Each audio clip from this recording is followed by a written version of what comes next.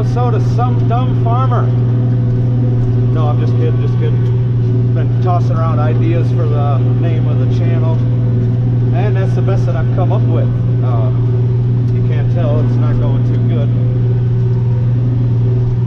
But anyway, the real reason that I'm recording today is I want to talk about a few episodes that I've got coming up, a couple of projects for the channel. First one that I'm excited about, and I'll roll the picture here for anyone that hasn't seen it, is our D19 chassis with the supercharged 4-cylinder diesel engine in it. It's the 433 Alice. Anybody that didn't know, that's well, the 6080 was the most commonly known use of it. It's basically a sawed-off 301. Kind of the same thing that GM did with the 305s and the 4.3s. Took 2 cylinders away. But yeah, we'll be putting live hydraulics on that. Hydraulic steering. It's going to end up with a pump off of a 190 XT. Got the timing gears to put on it. Cause like I said, it's that engine was out of a combine.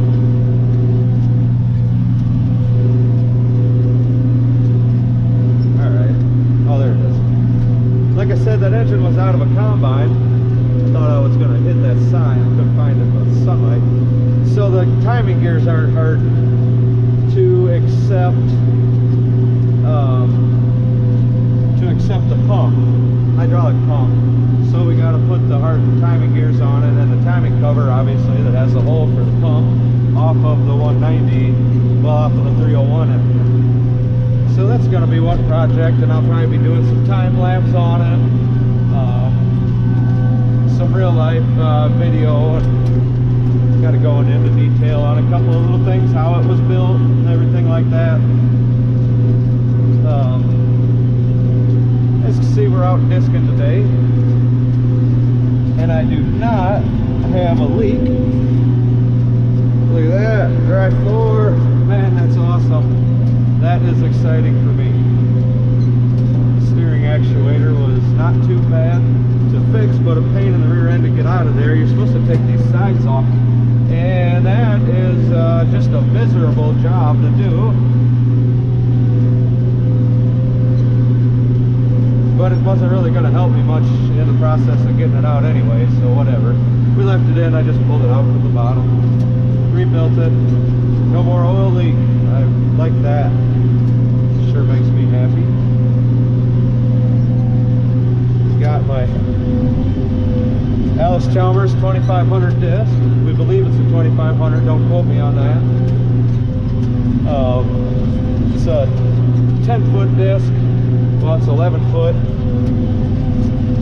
It's got 21-inch disc blades on it, so it's all of a 100 horsepower disc. This is our 301 engine in the 7060, and not a problem for this tractor. I'm actually in high first.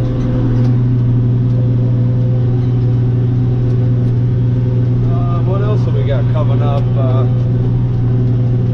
I've got 2 diesel, big block diesels to rebuild. I got a DT 466 that's already pretty much taken apart. It needs some O-rings in it.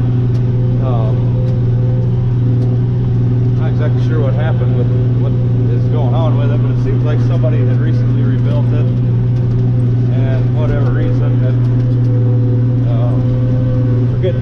leaking antifreeze somewhere. I thought it was going to be the copper sleeves in the head. I brought it to the machine shop, and it turns out the head was all fine, and he said the same thing that I said about the engine block. It looked like somebody had recently been through there. Said valve seats were all like brand new, valve stems were like new, valves were all good, the seats were all good in it, so he didn't know exactly what was going on. So the only thing that we could guess was that maybe they put the O-rings in the wrong spots in the sleeves. It's about the only thing that I can come up with. Or they didn't use, they used some sort of petroleum product. Oh geez, I messed up. Oh well. They use some sort of petroleum product to get them to go in instead of, well, like the old school, they tell you to use castor oil. We use vegetable oil when we do it. Or they just put them O-rings in the wrong spot. You know, put the oil one in the antifreeze spot and the antifreeze one in the oil spot. Obviously, that's not going to last very long. It's the reason they're different materials. So that's a little project we got. I've got the head off and then the clutch resurfaced for it. Whatever, we're just kind of making a new truck out of it anyway. A nice little grain truck for me. But then we got a 427 in our other 7060. You can actually see it. Well, I can see it. I don't know if you'll be able to see it in the video, but there it is sitting right there. It does run, but it's on its last leg. We had it apart already. That was close. Oh, hit it. All right. We had it apart already. And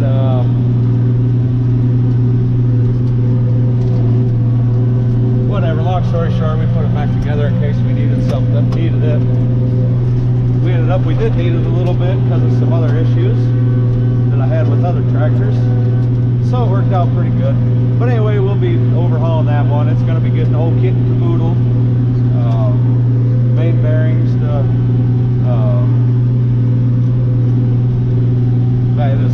main bearings all the way up to the head's going to be getting a whole new valve job. So you guys might be interested in that.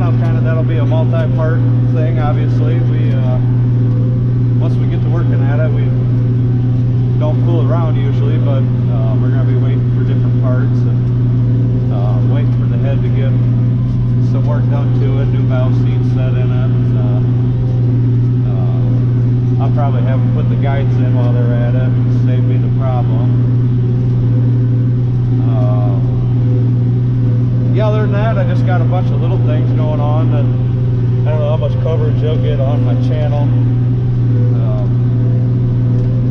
WD that needs a set of oil rings at least, kind of just a little project. I'm going to veer back over here and disc this up.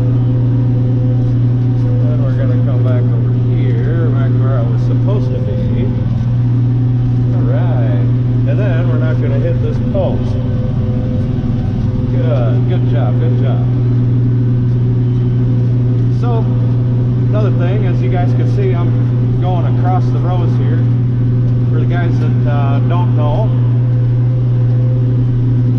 we do this so that we get it to till up a little bit better. As you can see, as I'm looking down, you can't see any of the corn stalks. You can't see where any of the rows were.